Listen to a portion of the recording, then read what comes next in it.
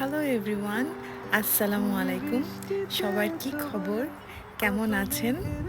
I hope আপনারা সবাই ভালো আছেন। আলহামদুলিল্লাহ, আমরাও সবাই ভালো আছি।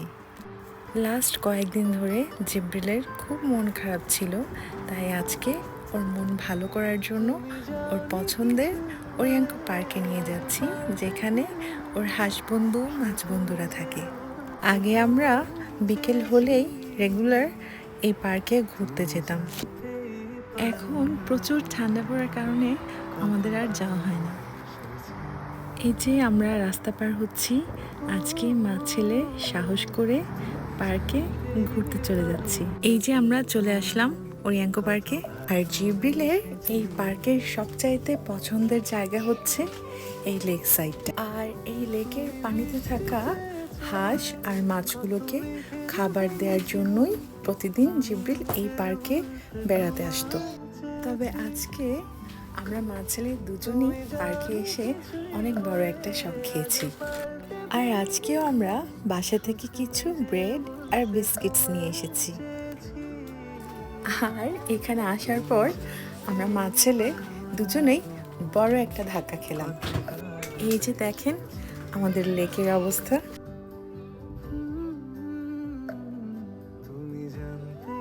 চিকচিক করে বালি, কোথাও নেই কাদা, একধারে কাশবন ফুলে ফুলে সাদা। এ যেন রবীন্দ্রনাথ ঠাকুরের আমাদের ছোট নদী কবিতার মতো।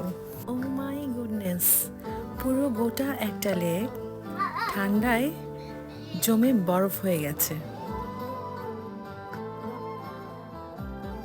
শুধু তাই নয়, জমে যাওয়া লেকের উপরে ছেলেমেয়েরা স্কেটিংও করছে। আগে যখন জিব্রিলকে নিয়ে এই লেক সাইডটাতে আসতাম, এই জায়গা থেকে ওকে টেনেও সরানো যেত না, ও এখানে ঠায় দাঁড়িয়ে থাক। আর আজকে ওকে এতবার ডাকছি, ওকে এতবার বলতেছি বাবা একটু দাঁড়া, কে শোনে কার কথা।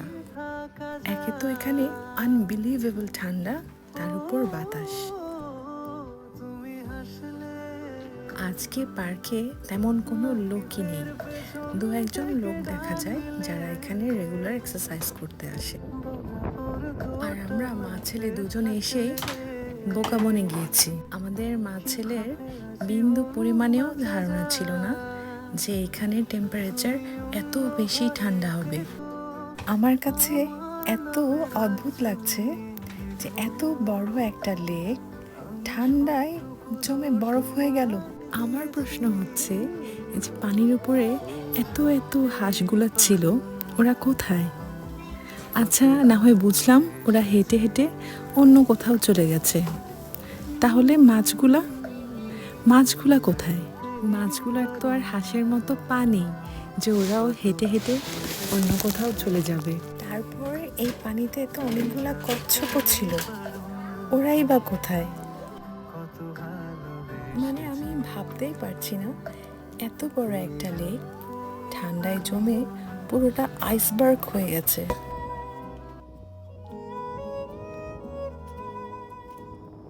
বেসিক্যালি আমার তেমন কোনো ধারণা নাই যে দেশগুলোতে অনেক বেশি ঠান্ডা পড়ে সে দেশের নদীর পানি অথবা লেকের পানি যখন জমে যায় তখন পানির নিচে থাকা প্রাণীগুলোর কি অবস্থা হয়। এই যে দেখেন কি অবস্থা।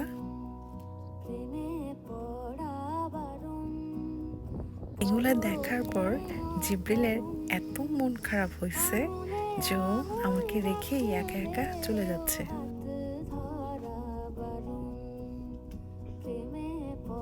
এই তো কিছুক্ষণ আগেই কয়েকটা ছেলেমেয়ে এই জায়গাটাতে আইস স্কেটিং করছিল। আমি যখন ভিডিও করছিলাম তখন এই জায়গার টেম্পারেচার ছিল -8। যদিও আমি জিব্রিলকে thermal pant, sweater, thermal jacket, hand gloves, টুপি সব কিছুই পরায় নিয়ে আসছি, বাট তারপরেও আমার মনে হচ্ছে আর কিছুক্ষণ থাকলে আমরা মা ছেলে ঠান্ডায় জমে যাব। আমি জুম করে দেখাচ্ছি, জাস্ট একটু দেখেন কি পরিমাণে ঠান্ডা পড়লে একটা লেকের পানি জমে এরকম স্টোন হয়ে যায়।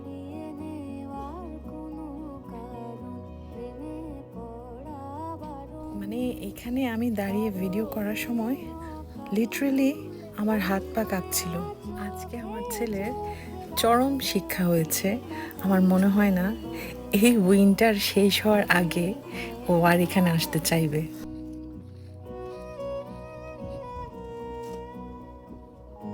মানে এখানে আসার পর থেকে জিব্রিল এতটা ডিসঅ্যাপয়েন্টেড হয়েছে যে ও আর এখানে এক মুহূর্ত থাকতে চাচ্ছে না। আমি ইচ্ছে করেই আমার ছেলেকে ধরে রেখেছি যেন বুঝতে পারে মা কেন ওকে এই সময় পার্কে খেলতে নিয়ে আসে না।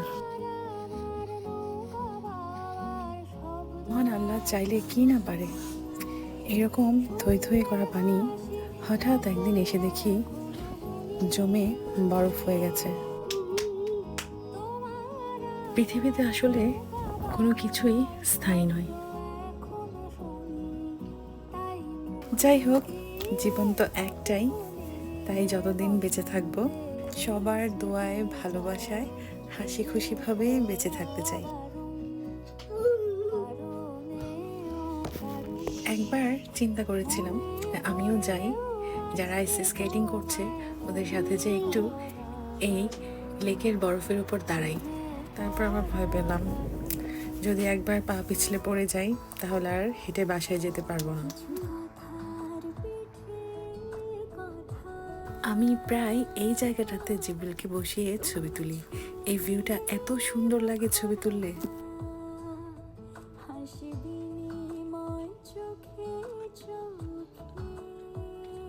আগে তো পানি ছিল, এখন এখানে বসে ছবি তুললে পেছনের ব্যাকগ্রাউন্ডে বরফের রাস্তা মনে হবে। তারপর লাস্ট অটাম যখন গেল তখন এই গাছের পাতাগুলো কি সুন্দর লাল, হলুদ, কমলা রঙের হয়েছিল। আর এখন দেখেন গাছগুলো সব পাতা ঝরে একদম কঙ্কাল হয়ে গেছে। তারপরও দেখতে ভালোই লাগছে, এক একটা মৌসুমে এক এক রকম সৌন্দর্য। দেখেন আজকে পার্কের এই জায়গাটাতে একটাও লোক নাই। নর্মালি এই জায়গায় কিন্তু অনেক লোকজন দেখা যায়। এই যে জিব্রিল এখন দৌড়ে দৌড়ে বাসার দিকে যাচ্ছে, ও খুব ভালো করে বুঝে গেছে যে এই সময় পার্কে আর খেলতে আসা যাবে না। বেচারা ঠান্ডায় বুঝতেও পারতেছে না কোন দিক দিয়ে বাসায় যাবে। এই লেকটা কিন্তু মোটামুটি অনেক বড়। দেখেন আমরা ওই পাশ থেকে এই পাশে চলে আসলাম, মানে পার্ক থেকে বের হওয়ার যে সাইডটা আছে এক্সিট পয়েন্টের দিকে চলে আসলাম। এই জায়গা দিয়েও দেখা যাচ্ছে কি পরিমাণে সাদা বরফে ঢেকে গেছে। যাই হোক না কেন আমার কিন্তু এই জায়গাটা দারুণ লাগে। এক পাশে গাড়ি চলছে আর অন্য পাশে লেকের পানি বরফ হয়ে জমে আছে। এরকম চোখ জুড়ানো প্রকৃতির সৌন্দর্য দেখতে আমি বারবার ঠান্ডা খেতে প্রস্তুত। বাই দ্য ওয়ে, আপনাদের এই জায়গাটা দেখতে কেমন লাগছে অবশ্যই আমাকে কমেন্টস করে জানাবেন। যারা আমার মতো নিউ জার্সিতে থাকেন তারা একবার হলেও এই জায়গাটা ঘুরে যাবেন। সত্যি বলছি আপনাদের মন ভালো হয়ে যাবে। আর যারা অন্যান্য স্টেটে থাকেন আপনারাও চাইলে এই জায়গাটা ঘুরে দেখতে পারেন।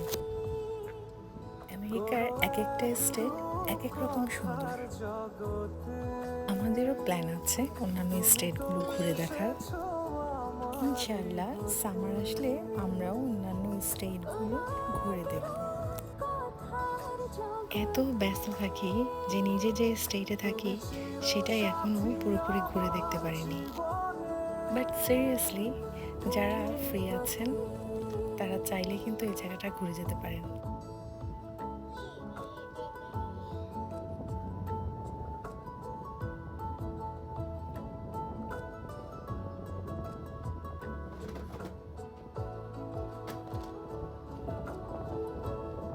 এই যে আমার দুষ্টু মিষ্টি ছেলে একা একা দৌড়াচ্ছে, খেলতেছে।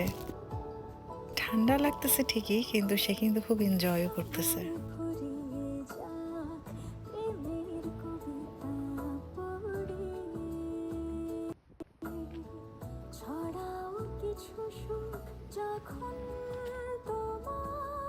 আল্লাহর কি অশেষ নিয়ামত। যে লেকের পানি জমে বরফ হয়ে গেছে, সেই লেকের জমানো বরফ আস্তে আস্তে সময়ের সাথে সাথে গলে পানি হয়ে যাবে। আমার ছেলে যখন থেকে এই পার্কে এসেছে, সেই তখন থেকেই ও শুধু ওর হাঁস বন্ধুগুলোকেই খুঁজে যাচ্ছে।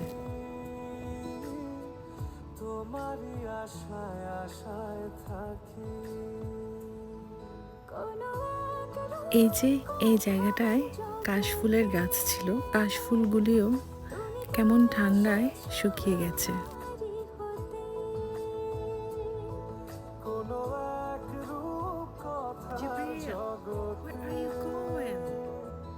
এই তো আমরা এখন পার্ক থেকে বের হয়ে যাচ্ছি। আর এই যে দেখেন, এই রাস্তাটা কিরকম লবণ দিয়ে সাদা হয়ে আছে।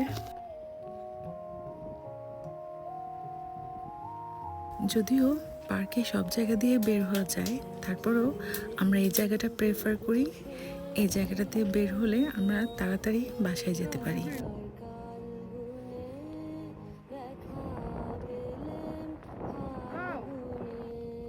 এই যে আমরা বাসার কাছে চলে আসলাম।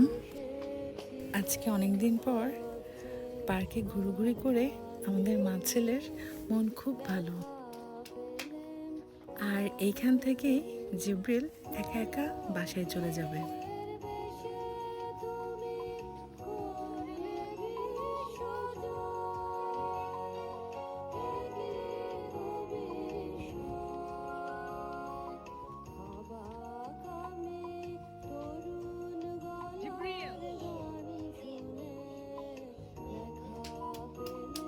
আজকে এই পর্যন্তই। সবাই ভালো থাকবেন, সুস্থ থাকবেন, আর আমাদের জন্য দোয়া করবেন। আল্লাহ হাফেজ।